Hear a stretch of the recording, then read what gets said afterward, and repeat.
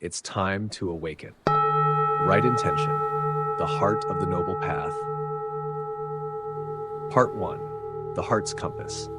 Have you ever caught yourself reacting too quickly, saying something sharp you didn't mean, worrying over what hasn't even happened yet, or letting anger linger longer than it should, and then later, wishing you could rewind that moment and respond with more calm, more care?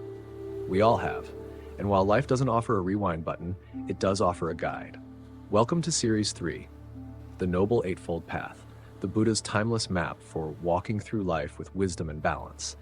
It's not a list of rules, but a way of living that helps us meet every joy and every challenge with clarity and compassion. In today's episode, we begin with the second step, right intention, what the Buddha called the heart's compass. If right view helps us see clearly, right intention helps us walk wisely, aligning our thoughts and choices with kindness, letting go, and steadiness. For those of us who've weathered many seasons of life, its love, its loss, its quiet reckonings, this teaching isn't abstract, it's deeply human. It reminds us that peace begins not in the world around us, but in the intentions we set within. The Buddha taught, as the mind intends, so the heart becomes. Right intention is that turning point, the quiet resolve to choose understanding over reaction, compassion over resentment, and freedom over fear. Let's explore how this compass of the heart can guide us, gently but surely, toward a life of greater peace. Part 2, the 3 pillars of right intention. Right intention rests on 3 pillars: renunciation, goodwill, and harmlessness. These aren't lofty ideals. They're practical choices we make in everyday moments, rooted in the Buddha's teachings from the Samma Sutta. First, renunciation, letting go of craving.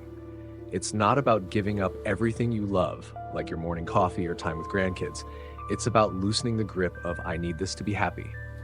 Think of that urge to check your phone during a family dinner, chasing a fleeting distraction.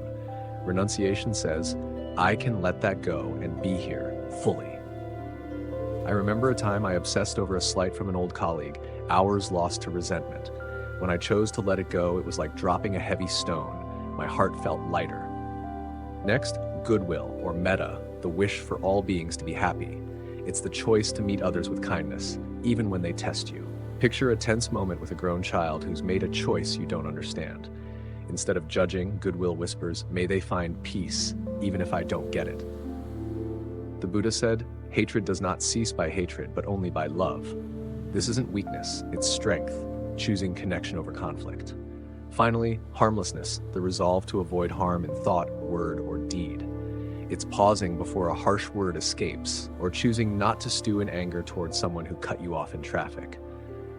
Harmlessness protects your peace as much as theirs.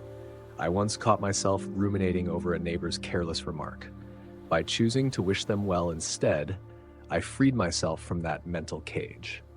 These 3 intentions, letting go, wishing well, doing no harm, are the heart's guide, steering us past the hindrances like anger or craving we've explored in this series.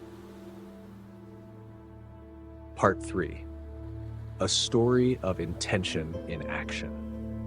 To see right intention at work, let's turn to a story from the Buddha's time, one that resonates deeply as we navigate the complexities of later years. In a bustling village, a merchant named Anathapindika, wealthy yet troubled by family disputes, sought the Buddha's advice. His heart was heavy with grudges, siblings arguing over inheritance, a son straying from the family's values. He wanted to control it all, to force harmony. The Buddha listened and said, "Your heart's intention shapes the outcome. Let go of control, cultivate kindness, and act without harm. Start there." Anathapindika took these words to heart. Instead of demanding his son change, he listened with goodwill, wishing him well even through disagreement. Instead of fueling family fights, he chose harmless words, letting go of the need to win. Gradually, trust returned. The storms in his household quieted. His peace didn't come from fixing others, but from shifting his own heart's aim. This story mirrors our lives. Maybe you're facing a strained friendship or worrying about a loved one's choices. Right intention invites us to ask, can I let go of needing them to be different? Can I wish them well, even in silence? Can I choose words that heal, not wound? These choices don't erase life's challenges, but they transform how we walk through them. As the Buddha taught in the Dhammapada, mind precedes all things. Mind is their chief, their maker. For us, with decades of experience, right intention is a quiet gift, a way to meet life's inevitable changes with grace, not resistance. Part 4, cultivating right intention in your life. So how do you bring right intention into your days? It's simpler than you think, and it starts right where you are. Each morning, set a quiet resolve. Today I'll act with kindness, let go of what I can't control, and harm none. It's like planting a seed, small, but it grows. Try this. When irritation rises, maybe a neighbor's noise or a family misunderstanding, pause. Ask yourself, what's my intention here? Shift from I need to be right to I wish us both peace. Practice a moment of metta. Silently wish, may you be happy. May I be happy. It's not magic, it's rewiring the heart. In meditation, even just 5 minutes, notice your thoughts. If anger or craving arises, don't fight it. Name it. This is craving. Then return to your breath, setting the intention to let go. Over time, this builds a heart that chooses freedom over entanglement. The Buddha promised, with a mind clear and pure, one finds the path to liberation. And when you falter, because we all do, don't judge yourself. Smile at the slip and choose again. Every intention to be kind, to release, to do no harm, is a step toward peace, as natural as breathing. Right intention is your heart's compass, guiding you through life's twists with kindness and clarity. It's not about perfection, but about the courage to choose wisely, moment by moment. Thank you for joining me on this journey.